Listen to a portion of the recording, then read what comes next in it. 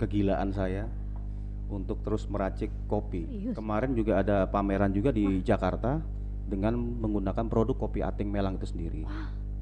Dan sebenarnya di Alor ada beberapa daerah juga terkait masalah penanganan pekerja migran Indonesia yang non prosedural. Sesaat lagi Anda akan menyaksikan Ku Podcast yang didukung oleh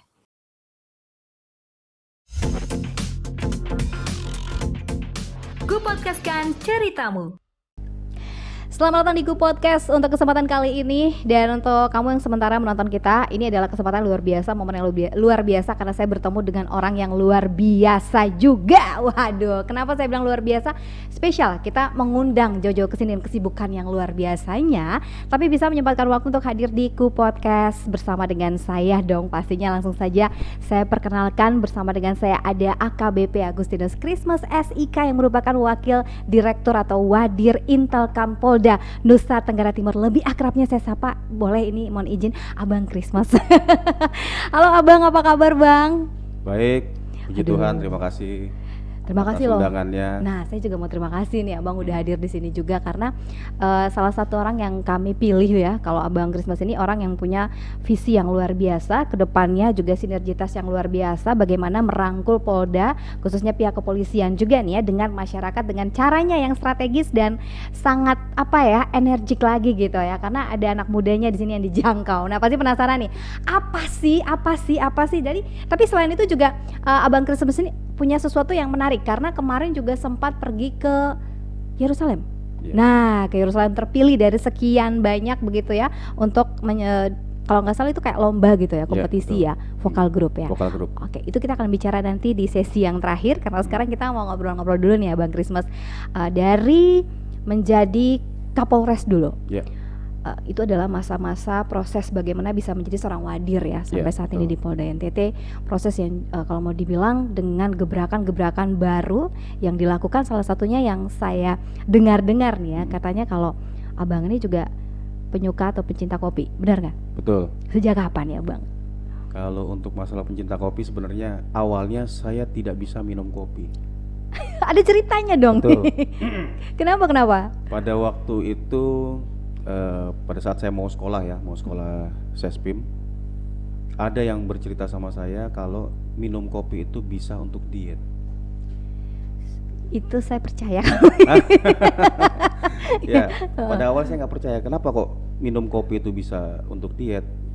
Ternyata ketika saya coba itu bisa, gitu. Kemudian saya mencoba meracik. Nah, disitulah saya mulai timbul kegilaan saya untuk terus meracik kopi. Oh, Gitu. kalau boleh tahu Bang, itu tahun berapa itu? Itu sekitar tahun 2019. Oh, berarti juga belum terlalu lama ini ya, Belum. mulai jatuh cinta sama kopi ya. Ya. Dikarenakan dari segi kesehatan dulu nih, karena Ya. diet dan berhasil. Berarti dulu berat badannya juga gara-gara kopi turun. Ya, waktu itu pada saat saya mencoba terapi itu sekitar 2 bulan itu bisa turun sekitar 8 sampai 10 kilo. Serius? Betul. Kak Coki. Oh, bisa, luar biasa nih. Aduh. Tapi memang saya percaya, saya juga pernah coba begitu. Saya dari 56 sekarang 51 loh. Oh, bayangkan ya, karena nggak makan bukan karena kopi. Iya. Oke, baik Bang. Berarti Bang Christmas kalau setelah dari situ kemudian mulai menyukai dan mula-mula mungkin mencoba untuk meracik ya. Ya. Oh, di 2019. Itu Iya. posisinya sudah menjadi seorang wadir atau belum waktu itu? Belum, waktu itu saya masih di Polda Kalimantan Timur sebagai Kasubdit. Oh, suka kopinya di sana dulu Iya. nih. Wah, kemudian datang ke NTT? Ke NTT, kalau di NTT ini saya mendengar yang paling terkenal adalah Flores Bajawa. Betul. Kopi Flores Bajawa. Dan ketika saya sampai di sini, oh ternyata ini NTT. Oh, ternyata memangnya Iya, kenapa? ternyata di sini saya pikir hanya ada kopi Flores saja. Oh. Tetapi ternyata ketika saya sampai di sini banyak varian-varian kopi yang di sini dan itu enak-enak. Sudah dicoba semuanya? Sudah. Serius? Sudah. Wah. Kopi Manggarai. Iya, betul. Bahkan ada beberapa varian kopi yang termasuk langka. Itu ada di daerah Manggarai dan Bajawa. Sudah pernah dengar? Belum, apa dong? Kopi varian Juria. Juria? Ya, Itu Arabica Juria atau kopi. Arabica? Arabica. Oh, Arabica enak sih. Arabica atau Robusta. Oh, robusta. Robusta juga enak. Ya, Juria sama Yellow Caturra. Aduh, saya baru denger loh ini. Ya, Serius? Yellow Caturra itu kalau saya baca referensi dan lain sebagainya, itu tidak sembarang tumbuh di beberapa tempat. Dan di daerah NTT ini, khususnya di daerah Bajawa, itu bisa tumbuh. Jadi kopi Juria ini memiliki kekhasan, dia sudah tua tapi bukan berwarna merah, Oh, tetapi warnanya kuning. beda ya. Sudah berapa lama di NTT atau lahir di sini? Ya saya lahir di sini, aduh malu-maluin jadi orang NTT, ya ampun. Soalnya mungkin karena saya bukan ranahnya ke kopi ya, Iya. Gitu. ngelesnya ya kayak gitu. Oh begitu, saya baru Saya tahu sempat loh. nggak bikin vlog di ini di Bajawa. Udah sempat buat vlog, Vlog ada tentang vlog. kopi apa? Kopi Bajawa, Kopi kopi Juria Juria kopi itu ya, ya. Juria kopi. Berarti dia tidak bisa tumbuh di mana-mana, hanya bisa tumbuh di sana, di Ya, Bajawa aja. betul. Dan produksinya juga pasti tidak banyak ya. Tidak banyak. Oh sangat Saya limited sempat edition. belusuan juga di daerah Bajawa itu sampai ke kebun kopi. Di situ ya saya sangat luar biasa. NTT ini sebenarnya potensinya juga sangat luar biasa alamnya. Wow. Sehingga sayang kalau misalkan kemudian anak-anak muda keluar dari NTT, namun ketika kembali mereka tidak membangun kembali NTT. Betul. Padahal sebenarnya banyak potensi yang bisa Banyak potensi yang bisa kita kembangkan betul di betul NTT. betul ya, mengangkat kembali nama NTT ya. Jadi Betul. belajar di sana, ilmunya datang sini diterapkan dong di NTT ya. Betul. Aduh tuh bayangkan orang yang ya mohon izin, ini asalnya dari mana sih Bang? Aslinya Kalau Abang? saya aslinya dari Solo, Jawa Tengah, Oh Solo Jawa Tengah. tapi saya besar lahir di Jakarta. Lahir dan besar di Jakarta. Iya. Bayangkan orang Solo Jawa Tengah, orang Jakarta aja datang ke sini mau melestarikan kopi kita, apalagi kita ya anak daerah sendiri. Ini menarik. Nah kemudian dari kecintaannya terhadap kopi dan bagaimana sampai mencari tahu segala macam begitu, kemudian ada muncul ide gitu ya, bagaimana menerapkan ini untuk bisa bersinergi dengan masyarakat, khususnya di daerah tanggung jawabnya Abang nih waktu itu ya, kalau tidak salah menjadi seorang Kapolres di Alor. Kapolres di Alor. Alor, ya. Nah, itu kapan tuh kejadiannya tuh? Untuk jadi Kapolres Alor saya di bulan Juli 2020 Oh, 2020. sampai dengan bulan Februari tahun 2022. Oh. Mengenai sejarah kenapa saya bisa menjelajah juga di Alor terkait masalah kopi Alor. Aku nih baru Awalnya, kopi Alor. iya. Sebentar Bang. Mohon maaf ya Bang. Ini saya agak salah dikit, mohon izin juga. Yang saya tahu kan kopi itu paling terkenal paling di Flores ya, Betul. Bajawa gitu kan ya.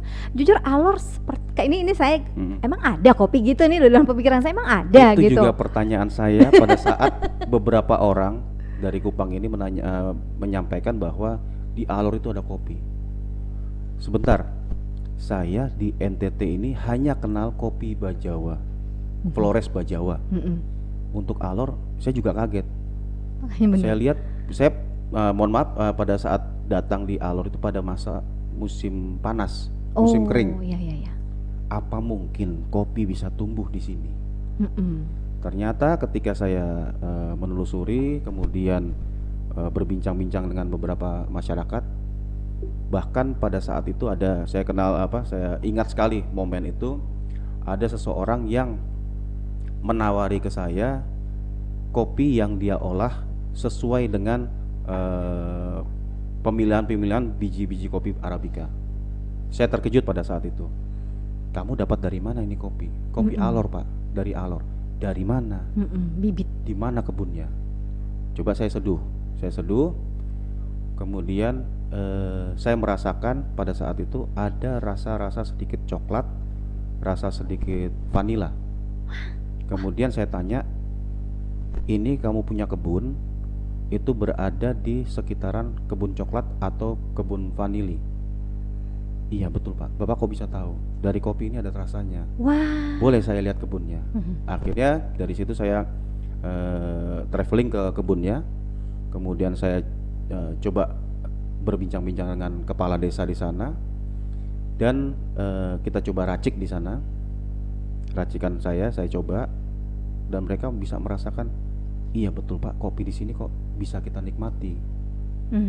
Nah oleh karena itu saya kemudian mencoba berbicara terkait masalah pengolahan biji kopi, bahwa biji kopi itu jika ditangani dengan baik pada saat proses pasca panennya, itu akan menghasilkan biji kopi yang berkualitas. Dan itu tentunya ketika sudah mendapat brand, dengan sendirinya akan menentukan harga. Karena bagi pencinta kopi, biasanya mereka tidak akan menanyakan lagi berapa harga itu kopi. Betul, setuju. Tapi ketika sudah menemukan kepada penikmatnya sendiri, harga berapapun akan dibeli. Betul. Dan satu lagi, biasanya pencinta kopi itu senang coba-coba. Maksudnya senang mencari tahu dari sini dari mana gitu kan. Betul. Berarti itu memang ciri khas, artinya itu memang ciri khas rasa kopi Alor yang memang tidak dipelihara, dieksplor dengan baik, atau memang mungkin memang edukasi terkait masalah penanganan pasca panen itu yang mungkin belum. Oh, begitu. Kemudian kami juga melihat bahwa penanganan pasca panen pada saat penjemuran itu masih dilakukan di tanah. Sehingga rasa dari kopi itu rasa-rasa tanah. Oh, masih ada rasa tanahnya. Betul. Juga ya. Waduh, itu rasanya benar-benar campur sari lah begitu ya. Berarti ada rasa coklat, kemudian juga ada rasa vanili. Berarti artinya memang itu yang mau dibudidayakan seperti itu. Dari apa yang Abang udah dapetin dan menyampaikan ke masyarakatnya seperti apa untuk ayo kita budidayakan. Tapi ada lagi saya potong lagi, rasanya itu ada yang rasa yang pernah ada, rasa ingin memiliki. Kadang-kadang ada tercampur-campur rasa seperti itu. Tapi gitu tunggu, kalau yang itu berat. Mendingan saya minum kopi aja, mau rasa coklat, rasa apa, jangan itu deh. Lebih milih yang lain. Baik. Oh kayak gitu ya Bang ya, aduh menarik Bang. Abang nih lagi serius-serius bikin canda. Tapi menarik. Berarti apakah itu seperti yang Abang lakukan juga di Alor, bagaimana mensinergitaskan masyarakat melalui tadi nih gebrakan kopi ini? Betul. Seperti apa sih? Seperti apa? Jadi banyak orang yang menanyakan kepada saya, Pak, Bapak itu sebagai Kapolres, sebagai polisi, kenapa kok mengambil kopi ini supaya bagaimana itu konsep mensinergikan, dan apa sih kepentingan Bapak? Saya sampaikan bahwa tugas polisi itu bukan hanya masalah kepada penegakan hukum, tapi tugas polisi itu ada perlindungan, pelayanan, pengayoman, kemudian juga penegakan hukum, dan terakhir juga adalah kita harus tetap bisa memelihara Kamtibmas. Nah, kita juga dalam aspek Astagatra, kemudian kita punya yang namanya data-data yang ada di wilayah, apa sih potensi-potensi di wilayah yang bisa ditingkatkan. Itu tujuan akhirnya adalah bagaimana polisi bisa mensinergikan tugas-tugas kepolisian yang intinya adalah untuk memelihara Kamtibmas. Ketika Kamtibmas kondusif, masyarakat bekerja juga dengan baik, tentunya diharapkan juga tingkat kejahatan juga bisa menurun. Itulah saya sampaikan apa kepentingannya terkait masalah pembinaan, aspek-aspek pembinaan Polri kepada masyarakat banyak sekali faktor. Salah satunya adalah kopi. Di kopi saya sampaikan di situ ada filosofi sinergitas, dan saya sampaikan saya belum pernah melihat orang yang sangat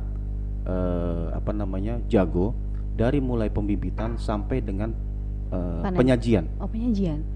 Tidak ada satu orang yang bisa komplit mempunyai ilmu seperti itu. Itu artinya apa? Bahwa dari hulu ke hilir dari satu kopi itu harus adanya kerjasama, harus adanya kolaborasi, harus adanya sinergitas, sehingga untuk kopi yang disuguhkan ini memiliki cita rasa yang luar biasa.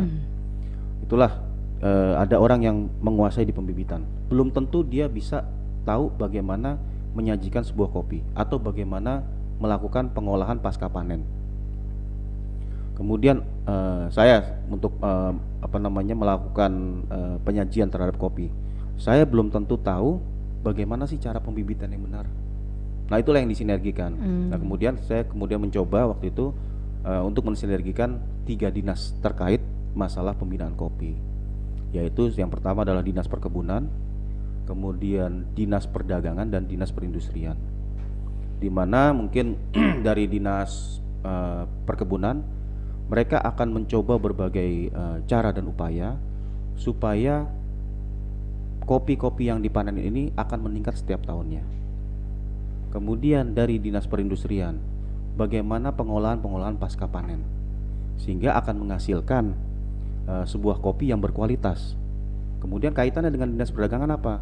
Setelah kopi yang dihasilkan ini, kopi yang sudah diolah, tentunya kan harus mempunyai brand. Nah, brandingnya itu ada di Dinas Perdagangan, sehingga dari komponen-komponen ini apabila bisa bersinergi akan menghasilkan sebuah kopi yang baik Produk. dari suatu daerah. Dan itulah kemarin pertanyaan tadi dari Mbak siapa? Rani. Oke, Iya. dari Mbak Rani, kok bisa apa namanya berpikir saya tidak pernah mendengar kopi alor misalnya. Iya, betul. Saya pun juga seperti itu. Mhm. Namun ketika kita gali, kita coba bentuk komunitas kopi, dan situlah tumbuh pengenalan akan kopi. Dan dari upaya-upaya yang kita lakukan itu bermunculan kemudian kedai-kedai kopi Mhm. yang tadinya di daerah rawan di Alor, dari gereja kemudian membuat warung kopi. Saya sering ke situ dengan Dandim. Kita ngopi di pinggir jalan, kita ngopi sama-sama dengan mereka. Akhirnya angka kriminalitas di daerah tersebut yang tadinya rawan, anak-anak yang duduk-duduk di pinggir jalan, minum minuman keras, kemudian beralih ke kopi, ke warung kopi, sehingga lebih produktif. Dan mereka juga bisa menghasilkan uang dari usaha mereka, sehingga kemudian tidak melakukan gangguan kamtipas seperti tadi, mungkin menyegat orang di jalan, meminta uang dari orang yang lewat dan lain sebagainya.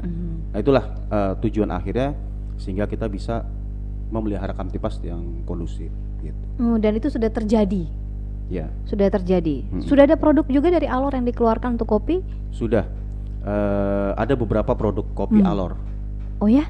Ada beberapa produk kopi Alor. Mhm. Bahkan kemarin ada juga salah satu ketua umum Geser Gerakan Rp1.000 yang kebetulan iya. juga orang Alor. Orang Alor, betul. Saya pergi ke desa asalnya yang bersangkutan di Desa Ateng Melang. Pada saat itu saya memperagakan bagaimana menyajikan Menyajikan. kopi, bahwa kopi itu tidak perlu dengan gula yang banyak. Karena memang ada budaya di Alor katanya, kalau kopi itu pahit, kopi itu tanpa gula, kita tidak menghormati tamu yang datang. Oh, budaya ya. Karena kopi yang disajikan itu pahit, gitu. Tapi coba saya pelan-pelan, kemudian saya coba sangrainya juga kita lihat, dan akhirnya mereka memahami. Dan Bung Mobi sendiri, saya bilang saya orang yang luar biasa gitu. Baru berapa lama saya dengar-dengar kopinya sudah pameran di Boston. Oh, serius? Kemarin juga ada pameran juga di Jakarta dengan menggunakan produk kopi Ateng Melang itu sendiri. Dan sebenarnya di Alor ada beberapa daerah juga penghasil kopi, seperti di daerah Manmas, kemudian di daerah Mainang, kemudian di daerah Apui ada kopi Kupu. Itu juga dari komunitas kita juga. Oh, luar Saya biasa. luar ada biasa. komunitas kopi Alor untuk Indonesia. Wow. Ya istilahnya kita mencoba membangkitkan semangat daripada penggiat-penggiat kopi milenial. Ya kenapa seperti itu? Karena kita juga harus berkaca, tanpa adanya petani kopi maka tidak akan tersajikan kopi yang enak. Setuju. Tetapi petani kopi pun juga harus berkolaborasi dengan para penggiat kopi. Supaya apa? Supaya mereka juga teredukasi bagaimana sih cara mengolah kopi.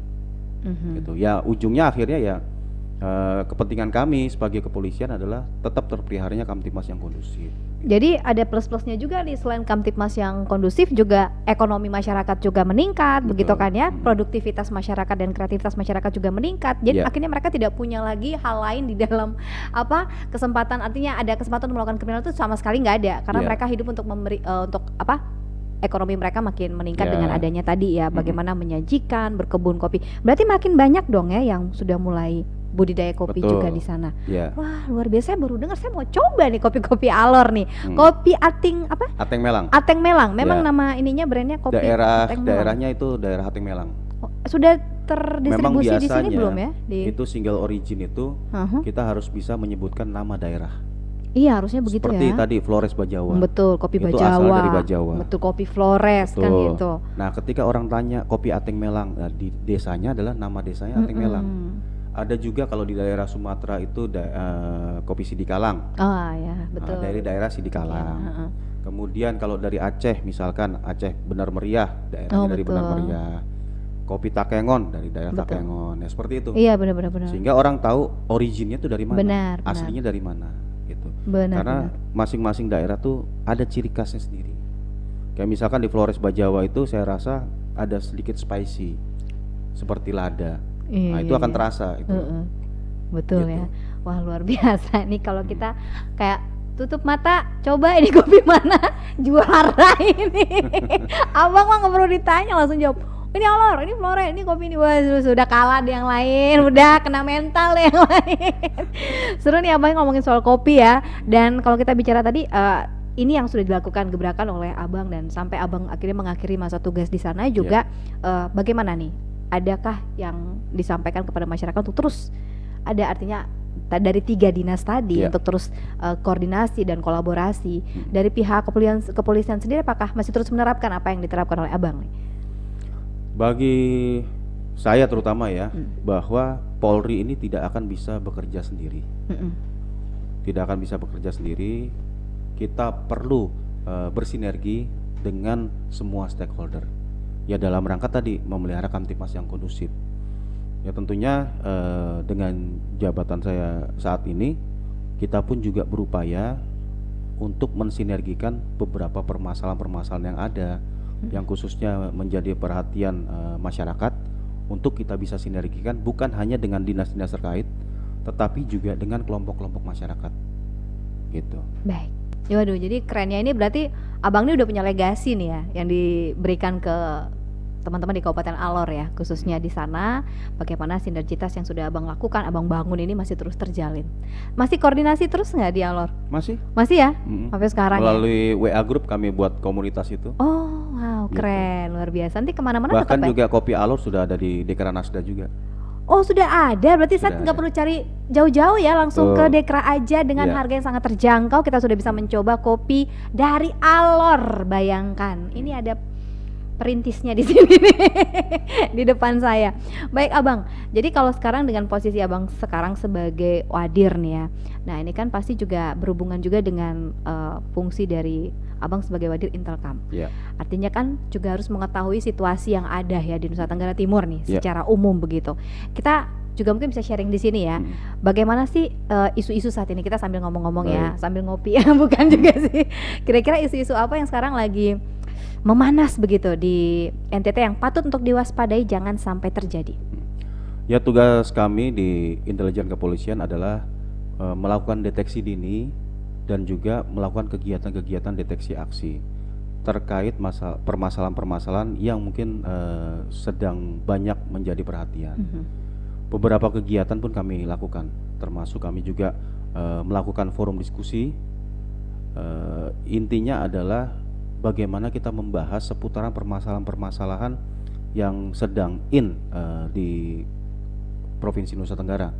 Beberapa kali kami mengadakan diskusi. Yang pertama tuh terkait masalah penanganan kekerasan seksual terhadap anak, yang memang agak miris kita dengar di beberapa daerah.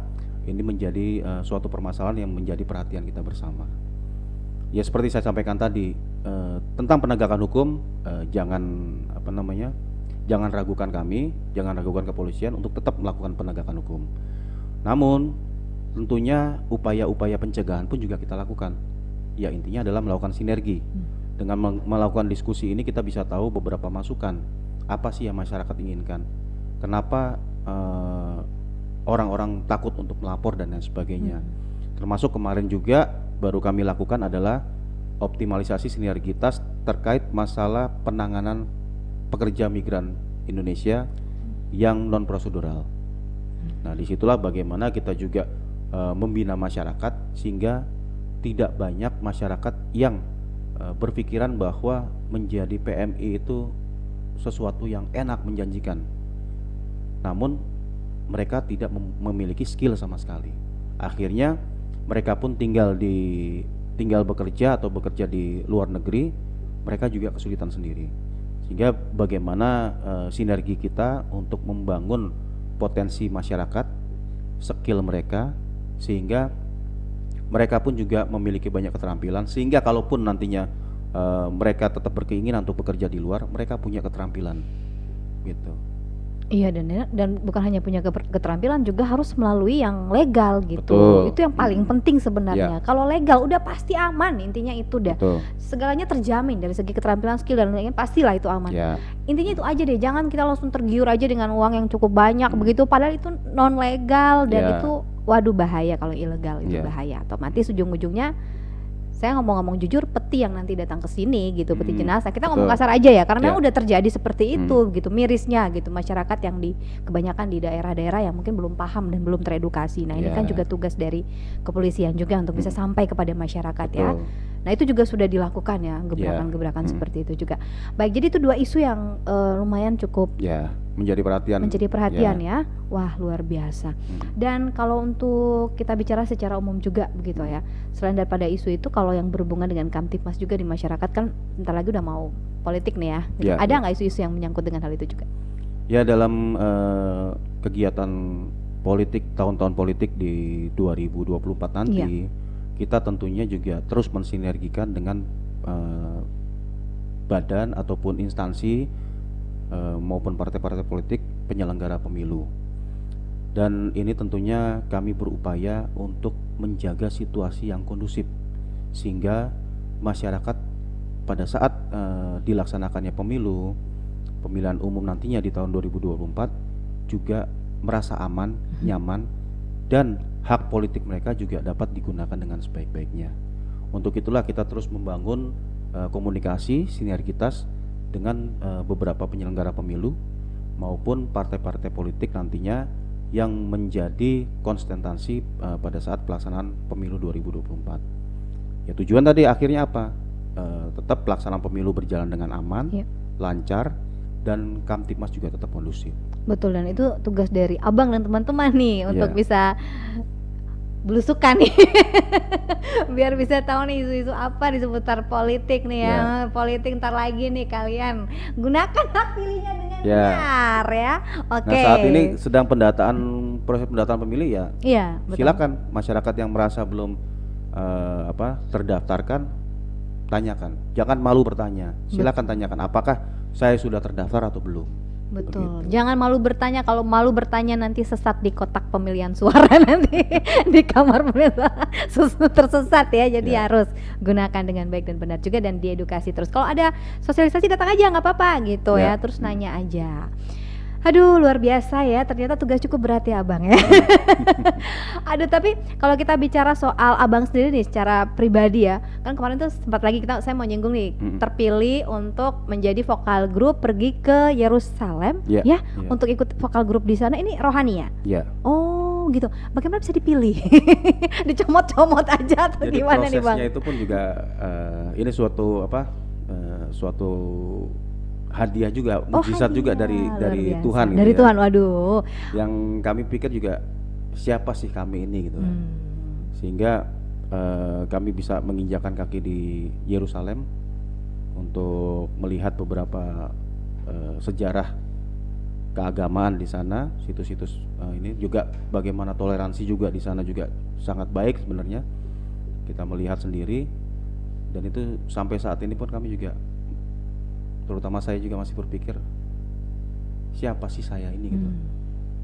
Kenapa bisa mendapatkan suatu hal yang mungkin tidak pernah terpikirkan bagi saya untuk mendapatkan privilege untuk pergi ke sana ya dalam waktu yang cukup singkat. Gitu. Bukan persiapan yang berbulan-bulan dan lain sebagainya. Gitu. Ya, tapi puji Tuhan kami berangkat ke sana dengan bersama-sama dengan tim yang lain yang memang menjuarai juga dari Solo Putra, Solo Putri, kemudian dari vokal grup juara 1, 2, 3. Oh, Abang kesana juara? Juara 3. Juara 3? Ya. Perunggu dong ya.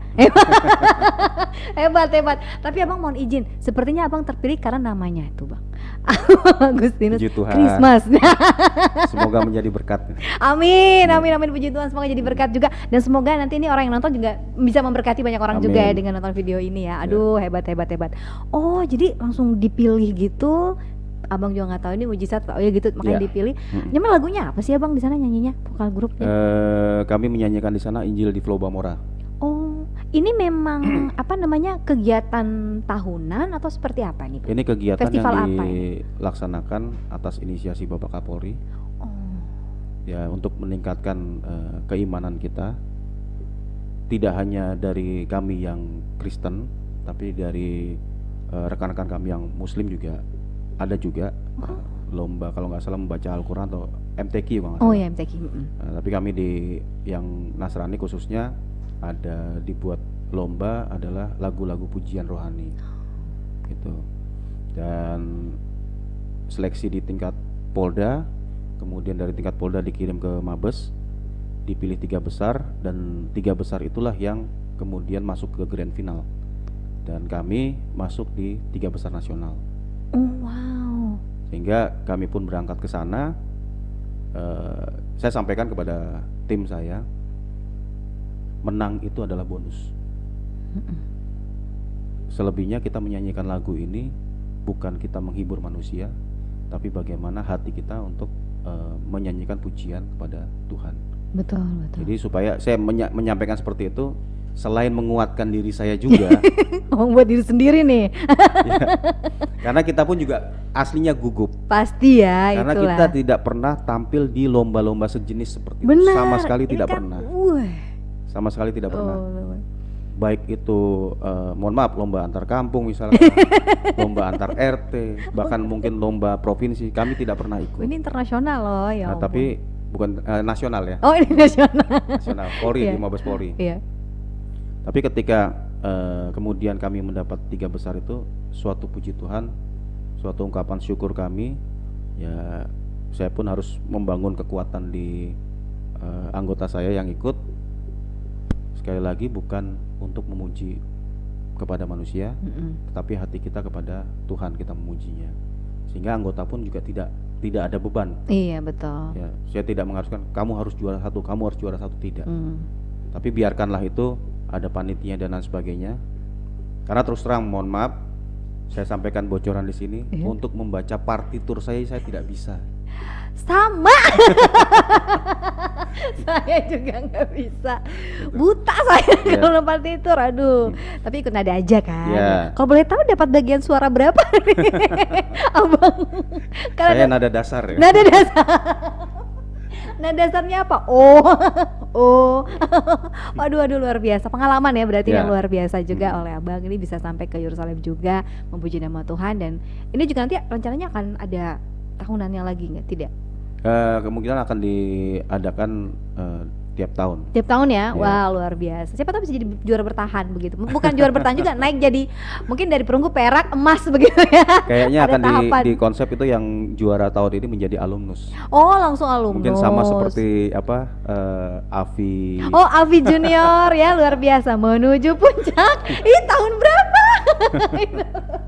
Oh begitu ya Abang ya, luar biasa. Oke Bang, kita udah sampai di segmen terakhir nih ya Bang ya. Semua kisah-kisah yang sudah Abang ceritakan ini penuh dengan motivasi dan inspirasi, dan Abang juga salah satu yang inspiratif begitu ya buat saya. Dan saya yakin pasti yang nonton YouTube ini juga merasa hal yang sama. Nah di akhir ini saya kasih kesempatan sama Abang nih untuk bisa menyampaikan kepada masyarakat dan juga yang nonton kita, apa yang bisa disampaikan bagi masyarakat untuk terus dan mau tetap berkolaborasi dan jangan takut dengan polisi begitu ya, apalagi kepolisian, karena kan banyak yang masih mungkin ya takut begitu, entah melapor atau entah mau say hi hey saja tuh Bapak gitu aja, mungkin gimana gitu supaya kita bisa lebih akrab lagi antara kepolisian dan masyarakat. Baik, terima kasih. Pesan saya kepada masyarakat terhadap sosok Polri, kami terus berbenah. Paradigma kami juga bukan paradigma seperti polisi-polisi yang zaman dahulu untuk ditakuti dan lain sebagainya.